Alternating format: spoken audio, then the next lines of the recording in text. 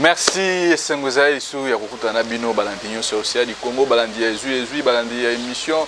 tolo belamboka Congo tozana esengo kokutana bino isusu le londe tolo bakango esengo za tekeno ya kosepela po makambo ekotambola mabe esengo ezali parce que bopesa la biso confiance bopesa la biso opportunité okosa biso banda kuna bino ba pareil na bino pona koyoka biso kopesa biso matoi o toza kosala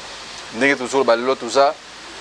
touti na sensibilisation de bozomo na tokena kotika moko ya ba ndeko na biso résistant mwa bolimbisi ebembe na morgue azalaki grand combattant résistant mona na quartier 3 o ebembe na ye ba tout aki na moto vendredi passé era outi na musala na ye ya résistant na parlement debout ya Pascal azalaki na quartier 3 moto tout aki et puis ebemaki na liwa de tokena kotika ebembe na ye une fois de plus to présenter la condoléance na biso na famille ya ndeko na biso et puis tokozala wana nini tokosoana bino tokolobela pona mboka Kongo makambo eza ebele yango nazo senga bandeko ba congolais bolanda émission du début jusqu'à la fin pona ko comprendre émission oyo bobiso toza kolakisa bino makambo eza koleka na kati ya mboka Kongo tokobanda liboso na makambo etali bloc patriotique oyo boye basango ya église catholique na ba pasteur ya protestant na ba ndeko ya la muka o tusangani pona kosala résistance pona kosala résistance mais pas sinanga ezali kaka que na kati eloko wana nazo sepela te libala ya bato ya FCC parce que vendredi oyo boy e uti koleka bande ko na biso bakendaki city na ba cordon welo ba mesu babukani makolo ba mesu baza porteur disparu 18 blessés graves. Tant biso tozobunda bitumba o ya résistance. Il faut que objectif na biso ezani. Cible na biso ezani. Yango loko zosanga passe. Peut-être bande ko bakolo bande ko Bruno pourquoi vous la contre bloc patriotique ba bengi si appel o boy na bande ko FCC ya Kabila. Ngai personnellement naza d'accord na eloko wana te. Parce que surtout totali la muka yemoko asa incapable de organiser ba marche de pression be situ be soulèvement il faut sikoy senga kaka intervention bandeko ya FCC pour tout sanga na bango menga nazo mituna nani ayibaki pouvoir ya Martin Fayulu apesa yango Félix n'est-ce pas bato ya FCC ya Kabila mais comment est possible batu oyo boye ba tie biso lelo na situation o to komi nango lelo oyo boye biso lisusu peuple congolais to kanda ko sanga na bato ya FCC pona ko kende ko sala dini sitting liboso a parler mais bandeko pardon ba chef na nga parti ba chef na biso Martin Fayulu na Adolphe Mozetu bolimbisa nga nazo tuna mutuna oyo est-ce que la muka eza lisusu est capable de organiser ba marche ye moko yango esengi kaka intervention bato ya FCC bandeko bisika boso na ndako botala bolanda kada les jours passés église catholique na munoko ya Bechol aloba bayi politique abatika kobata masima église catholique mais lelo obo tango bozo bengisa force wana batu ya église na batu ya FCC pour que no bosala nini po bosala nini bande kuna ngai botala bisika o équation zali soki la muka o eza incarnation ya peuple bozon di makotra robenga FCC contre na kati ya makambo obo c'est que tolo bakeno Kabila biso pe to sukoli Kabila peuple congolais sukoli Kabila parce que Kabila iba pouvoir Martin Fayulu apesi yango na Félix Kabila iba ki bien que non a retravailler na Félix le lopel su aya na kati ya lamuka pona koya ko yiba o ezalaki na kati ya président Martin Fayulu mama aussi banda ko loba tu perdras par ta propre volonté. Président élu Martin Fayulu, moi je suis contre rapprochement au boya marche au besitine au. Naza Bruno Mimbe na batu baebi, na bunda kabitumba pona mboka na ngai. Na bunda kabitumba pona résistance pona ko libérer mboka na kati ya occupation. Tango bino bozo sanga na batu bayela biso occupation Kabila, eza comme si que toebe loko tozo sala lisusu te. Donc moi je propose que ba leader na biso ala muka bon revoir parce que bon monaka l'autre fois tant tout temps makambo aseni batu ya FCC ba botola ka ko maka ko eloko ya bango balobaka nini la muka eza lisusu incapable ya komobilize bato na balabala badoni ya kilanga bainagosi babotolaki eloko wana ekumaka ya bango sikoyo na minito nazomini na réellement tozosala nini yango bozomona importance ntango biso tozoloba ke il faut kosala rajeunissement ya classe politique bajeune boya tobunda bituba mpo na libération ya mboka na biso parce que ntango bato ya fcc bazosala sembla yo réforme électorale parce que bato bayebi très bien que o fcc azosala eza sembla preuve ane bomonaki Kabila na Félix bautaki kokutana récemment kokutana na bango basololaki parce qu'il y avait un bon moment oyo boye bato ya fcc soki bosali constat banda kokutana kati ya palais du peuple lisusu so bo se rappeler lisusu badéputé na bango babanda kosiéger te mais après avoir discussion entre Félix na Kabila omonaki na assemblée plénière oyo toleka na lobi awa boye oyo bakendaki kovote mbata pour comme premier président vice-premier président de l'Assemblée nationale bato ya fcc bakutaki na kati oyo botoyebi ke non majorité ya union sacrée eza 312 députés mais bomonaki élection esalemaki mbata azwaki 402 voix donc sur 530 députés bazalaka na assemblée nationale mwa moke baboyaki kovote yango sikoyo boye ntango Kabila koluka kodrible peuple congolais bafungola miso parce que tomona kaka na makambo bloc patriotique oyo boye bato misusu bakenda bloc patriotique bamisusu babima na mituka bamisusu bakoma na bajip alors totika kozoba peuple congolais totelema peuple congolais bafungola miso nazoloba bango etake moko ya bakongolais boyebi bitumbananga na bunga yango mpona mboka toye kondima te ke tozoba peuple congolais ti na niveau oyo boye président Eli Martin Fayulu na président Adolphe Muzitu tobunda bitumba na biso to andeo ya bato ya lamuka andeo ya bato ya FCC bandeko tolobela makambo ezoleka na mboka Congo bandeko misusu bakosepela nango te mais moi je vois déjà nazomona liso ya musika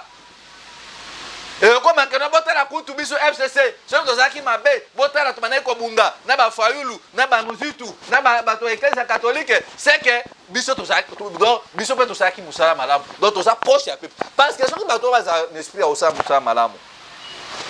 ils ont travaillé pendant 18 ans bainstitution nyonso ya mboka ezalaki na maboko na bango mais pourquoi bakokaki changer vie à peuple congolais mais botala bango moko nde ba vie na bango changer botala Kabila tango ayaki na ndenge komi na ndenge bimi na bato misusu alors ce rapprochement là bloc wana moi je me pose à ça naza d'accord nango te yango nazobengisa bandeko tobunda bitumba mpona mboka parce que de fait que tozokanga makaka bajeune mpona ebike bajeune ebele bakobima vendredi bakokende pla bato ya fcc bakopesa ba 5 000 ba 10 000 ba 3 000 ba 15 $, ba 10 $. Ntango bokobima boke na assemblée nationale po tokomona fcc bakobimisa babere rouge na ye sor nango ozali mboka ozala libéré te donc cette histoire ici ça doit nous interpeller, il faut réfléchir yango plusieurs fois so bino bozana sitini boso parler du peuple biso to tambola ko banda changu ti jusqu'à cette obengana batu obo obengana ba Rwandais yango na bomona ki na la saki bino na baino moya mettre côté ça moya ba action ti to okela ngona suka alors bande ko ba congolais makambozo le kambo ka Congo yango wana lelo oyo boy gouvernement ya Congo Brazzaville et outi ko komela président na bango Sassou pour na haute trahison lelo oyo boye tango ba Brazzaville wa ba congolais ngambo bazui conscience balobi batuni Sassou nani apesi yo ndingisa ya kozwa mabele na biso kopesa ngo epai ya ba Rwandais parce que toyebi ke ba Rwandais baza ba expansionniste bisika tu bango bayaka baluka banganza maona bazwa mabele wana soki yo Sassou opisu mabele opesi ba Rwandais eza haute trahison selon ba article la constitution na baona nde natangaki yango 225 95 babiloko ya ba article la bango kuna za maîtrise na otemena muna kindi ba interpeller conscience ba interpeller peuple ya Congo Brazzaville peuple brazzavillois peuple congolais ngangu bo fungola miso parce que boli misuma muke na kati ya makambu wana bozotala keno lelo oyo boye plusieurs pays africains ekomi na méfiance ya Rwanda parce que de un Félix azwi mboka na biso bongulu botaba ake kokotisa bango na kati ya makambo ya pays d'Afrique de l'Est ça pour autant ayeba aza na maîtrise ya historique ndenge makambo wana créama eza maka gagné pour na biso na kati ya makambo wana pe état de l'Est bakosala justice na bango oyo bakobanda kointerpeller chaque pays fo banda koteka biso sikoyo tobandoteka ni parce que biso toproduisaka eloko moko te yango wana bomonaki président ya Kenya vice président wana alobaki tozwi zando na biso Congo eza marché na biso parce que baproduisaka eloko moko te il faut boyeba yango lelo peuple congolais makambo na zo ebisa bino eza makambo asie ya mai histoire ya pays ya peuple kenyain na peuple ya Uganda na peuple ya Rwanda Burundi bazalaka peuple moko à l'époque royaume ya Buganda avec comme Uganda tango ba colonisateur anglais anglais ba colonisaka Kenya na ba pays wana basalaka liaison ya trait de Kenya tina Uganda na Buganda à l'époque basaki marché commun pe bana ko sanisa bon donc peuple ya Kenya na ba Uganda wana ba Rwanda bazalaki batu moko ba ko créer état de pays d'état de l'Est wana na 1967 tango ba sécession ye bato bakabwani nde Uganda bakenda kote na bango bakosala pays na bango lelo oyo bozomona Kagame na maele na bango ya mabe asala école d'élite de filles école de filles et d'élite pour na ko préparer bato wana na gestion ya mboka na bango parce que soko zui Uganda na Kenya basaki bato moko alors na kati ya école wana nani Kagame asali na Rwanda eza ba fille wana bazozwa bango bazokabola bango bazotinda wana mboka pona kokende ko infiltrer parce que tango bakokende kuna babalani na batu wana sikoyo bana na bango bakoma kelini bakoma ko bénéficier soit na nationalité congolaise à Kinshasa soit na nationalité burundaise soit na nationalité ivoirienne soit na nationalité malienne c'est comme ça école d'élite na mayana bango ya mabe o eza ba expansionniste basali yango wana ndelo oyo boye bozomona na kati ya Équateur Paul Kagame déjà reçu cause Équateur comment fille oyo bazalaki domestique na Centrafrique na ndako ya président oyo président Touadéra abala abotina mwana national rwandaise asongi wana te atongela fille wana ba villa na Rwanda donc chaque week-end so botali pe longa président wana na Centrafrique c'est un Rwandais. Donc déjà côté wana na Équateur Paul Kagame a réussi yango parce que espion na bango déjà ça kuna mopanzi à Centrafrique. Peuple centrafricain vous devez vous réveiller. Si vous avez remarqué vous allez voir que non dans Centrafrique il y a un taux de Rwandais élevé. Pourquoi? Parce que président Nabino c'est un Rwandais obo babunisa ki ba président nani ancien président obo nani comme na Bokassa. Dans la dimension mission à Batouane des alliés. Donc ils ont réussi à contourner Équateur via Centrafrique. La Tanzanie, Bakendaki, tant que peuple tanzanien oui, conscience, ba autorité tanzanienne, ba lobby mutunyoso ou abalaki rwandais, ou abalaki rwandaise. Démobilisation tina kati armée oyo officier nani onga général nani onani boy o député so balaki rwandais tout balongola ba immunité wana botala bato azu conscience parce qu'ils ont compris que non les rwandais sont des expansionnistes ba rwandais baza bato auto yuko collaborer na bango te po baza mael mabe yango na bomoni lokwa baza na politique na bango ko tourner RDC na lakisaki bino dans les jours passés na Cameroun bakangaki bango na Centrafrique déjà bazali parce que le président a de fait abali na mwana mosi wana botina ebana donc bazo na contrôle parce que bana wana bazo bénéficier na nationalité centrafricaine yango wana ndena zo réfléchir na bino ensemble nazo tali sabino et puis na ko ramener bino pour comprendre danger o ezana kati mbonga na biso so que to réfléchir na bino pour mona boyi ba Rwanda bazana politique ya mabe na école na bango wana élite batangisa ka bana basi bon on a que ba signé ba contrat na ba britannique ba signé contrat na gouvernement néerlandais et puis na kati ya contrat wana ba lobby boy bato bakobanda koya na Rwanda ba réfugié wana kana kuluka vi na Europe bakozala kaka bana mibali Pourquoi bakozaka bana mibali? Parce que tangu batu wana bakoya na Rwanda bakopesa bango bana basi wana nde bazokabola soki ba autorité congolaise ya Kinshasa bake na Rwanda bapesa bango bana basi wana bazola na bango baosepelisa bango. Pourquoi tangu batu wana bakoya soko za Pakistan tangu bota na Rwandaise bana wana tangu bokene ba osi bana na batiki bango kuna donc bakeye kosala pe mission na bango. Yango nazosenga intervention ya ba autorité africaine to bengana Paul Kagame na Félix. Le pays est sous contrôlé par les Rwandais. Ce qui est là autobundité. Banani mosu bakobunda. Yango wana bomona kinena banai ko réfléchir ko yebisa bino na 1967 tant basali état de l'Est on a pour na transaction commerciale na bango parce que bazaki batu moko peuple moko batu wana tunatanga bino. Siko biso kotobo Félix est bien ni fondement ya histoire ya batu wana ya pays état de l'Est. Ake ko konsa mboka kuna ne terrain ni parce que comment produire ça lo monter. Donc ça Félix a kota musamboka bo taba bongulu. Toza na maka gagner parce que kuna to bando gagner donc moko te. Congo to produire ça kanini. Ata lipa ya pamba oyo boye. Ata kirda ya pamba toza na ngote. Dans l'onde bona oli sabino. Et tout Rwanda boma batu na 2009 le là au baba tu commissaire officier militaire colonel full. Bota la dimension moko ok. Peuple congolais nous devons nous réveiller. Ndeo kabu so tozana bino liloba moko. Tocha vidéo oyo boye et puis tozonga poto lobela makambo za koleka moko.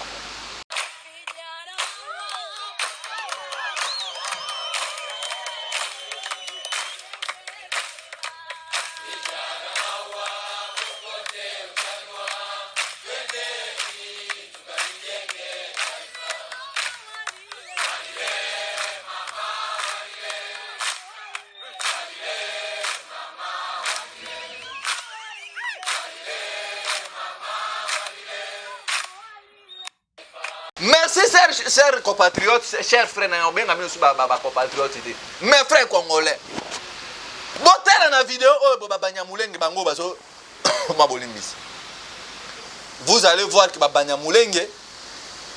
va former Banyamulenge soldats. Communauté rwandaise qui na Batuchi vivant en RDC, basaki communauté na bango, le oboe. Ba Rwandais wana bozomo na bango Banyamulenge bazo former bango. Ba militaire Banyamulenge. Tu veux dire est-ce que Minembe comme état na kati ya état? Oh bon espèce que nous avons déclaré déjà sécession. Yango na zobengisa bino peuple congolais bo sala attention. Ce qui to bundi pona mboka na biso te. Bande koto tele masele moment. Mboka zo kene botala batu o boy. Basali déjà oya bango bandi ko préparer ba militaire na bango. Donc nous voulons créer ce qui fédéralisme, ce qui passe à l'état, na kati ya état, je ne comprends absolument rien. Ezo leke na mutu na ngai. Ezo leke na mutu na ngai. Telle dimension mboka zo kende. Les Rwandais ont bien joué les cartes. Ba cercle Congo. Ba ke petit bazo luka bazo ba récupérer pour le Kadani Sassou. Donc muke bazo kende, muke na mission na bango pona ko komisa empire. Donc va comme ça état de l'Est et comme empire na bango anda ko dominer.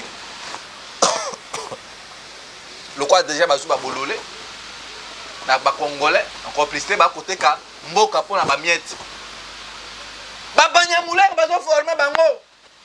Na kati ya mboka na biso eno ke batu wana ba travailler na kati ya gouvernement congolais mais ba ko travailler comme batu o baza déjà état libre. Ba deko. To bunda pona mboka. Soki to bundi na émotion ko bunda. Tala mission ba Joseph Kabila bazana ngo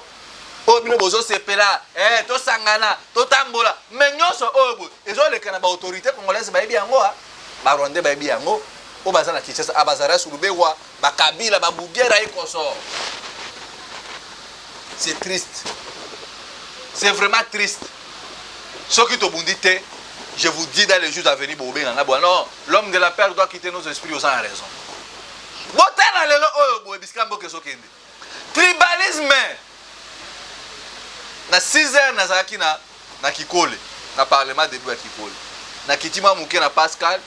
na rejoindre Kabuya na ville. Na moni na misu ndenge bazo beta baluba. Na yoki nzoto maliri. Nyonso wana parce que Félix mission ba Rwanda ba pesa ki pona ko tia séparation ba komi ko réussir biso ko kabola biso bato abandu na Kasai bazo bengana bango bazo beta bango ba Egypte banda ko travailler ba sotira bango bazo bomba bango na kati banda kuna bango Félix o moi bisko me mimboka peuple congolais bozo mona biska mboka so kene depuis ka mukola ba proclamer ka Félix na butu na yisaka ba tukeno na itando ikemo na linga bi début à tribalisme continue à mboka na biso et puis tozo kende vers guerre civile donc lelo oyo boy bande kwa bandundu bazo kima na bazamba bazo batama donc baza iso ko pa na bango te regardez-moi ça nene ko boma moto oyo boy zo senga biso ba congolais to boma moto o to bengana nanu ba rwandais to kangi Félix na Kabila to che bango na prison parce que soki botali eza humiliation na soni na mawa Félix est soi-disant président Nabino. Ozo se déplacer, ozo avion, ozo kabu na mosi na wana botembo wana soki toye bakata soki mosi wana koma pe vice-président de la mboka o toye baati. Bokei ko luka solution na makambo ya Lubumbashi entre des communautés, des tribus bakatanga na baluba. Félix akena katanga ba humilier Félix.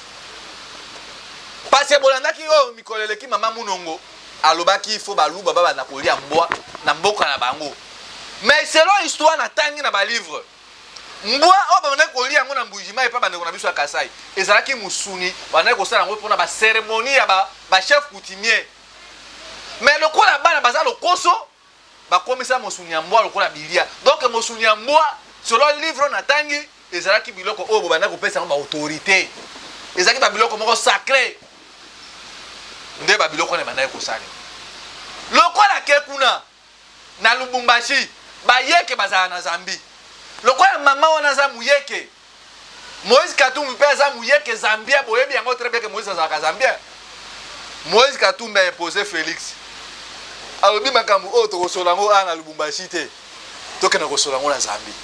makambo na zolo ba oyo boy mutu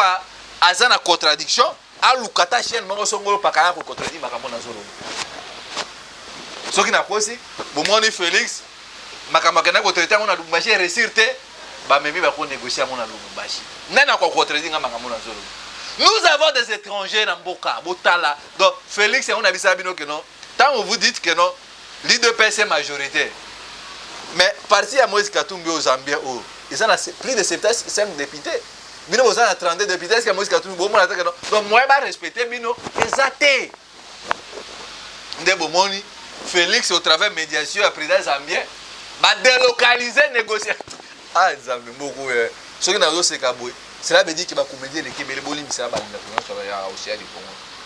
donc un Zambien au Congo a se poser à même makambwana ba y autorité en Zambie tala bolema ya batu oyo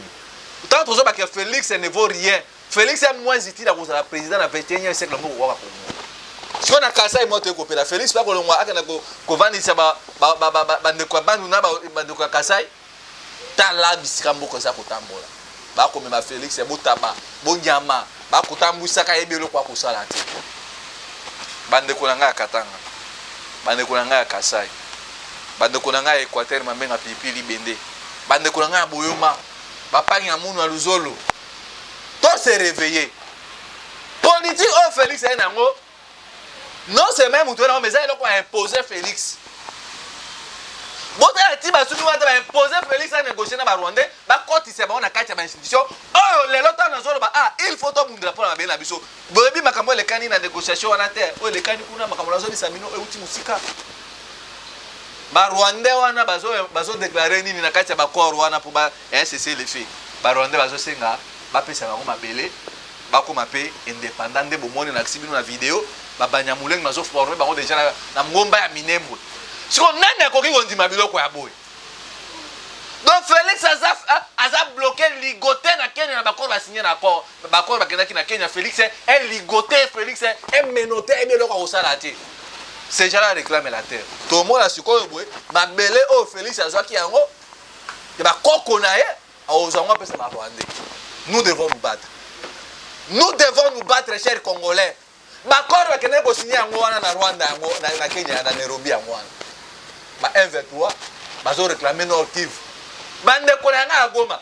na sepe na ndeko moko na maître Félix monsieur Félix nous te mettons à garde ezamba na mbo mbo asuka oza premier avertissement déjà ne qu'on averti yo le Congo appartient aux Congolais la terre de nos ancêtres mais pas 1 centimètre aucun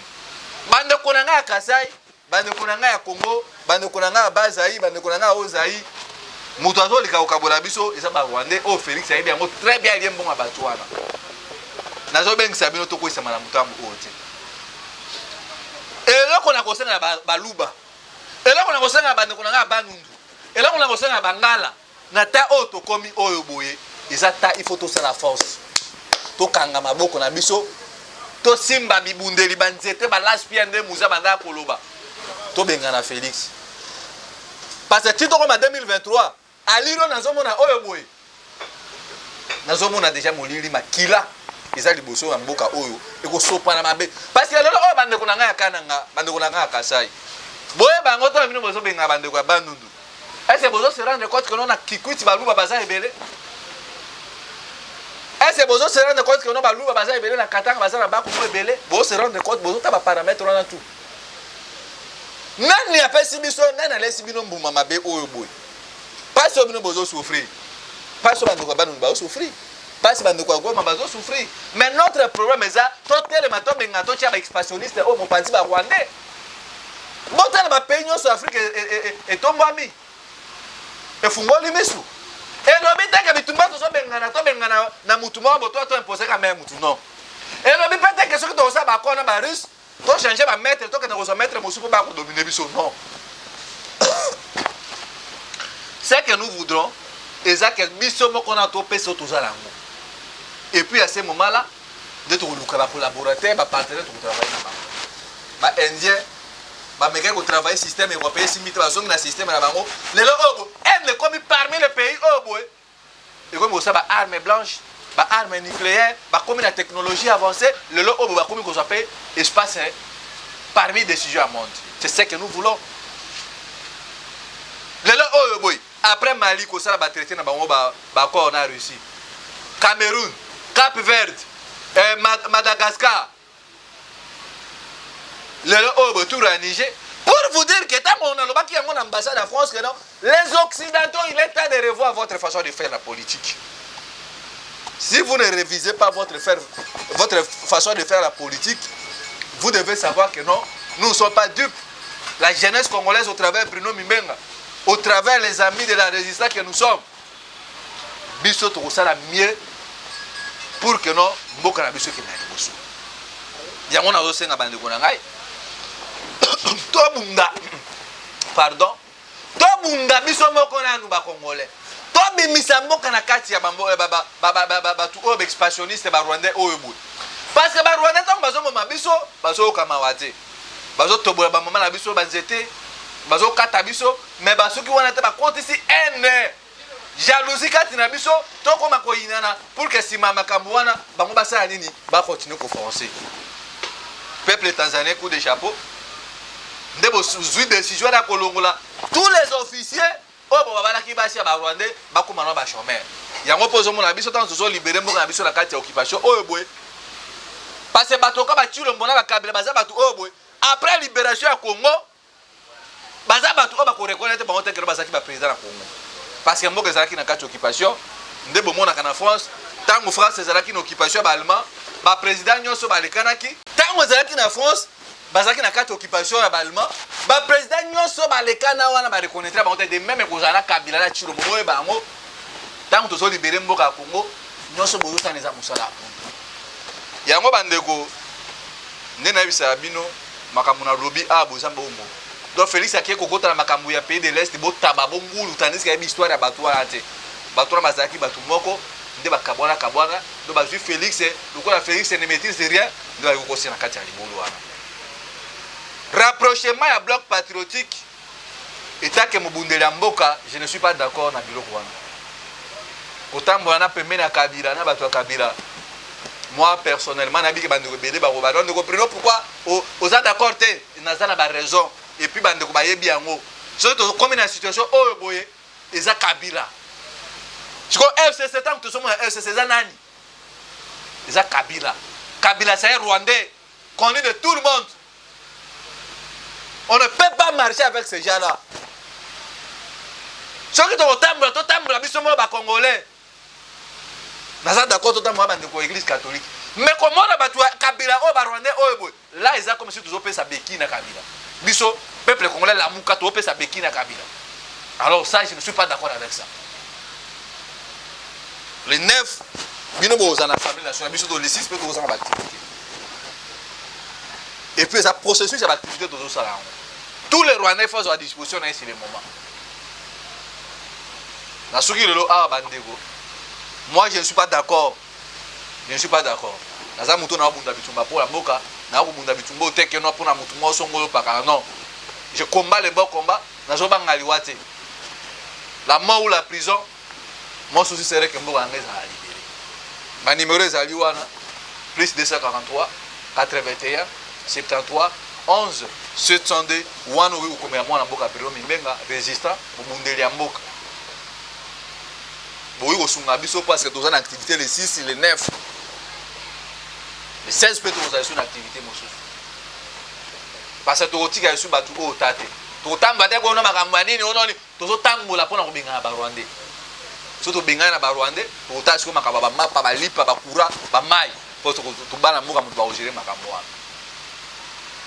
plus 243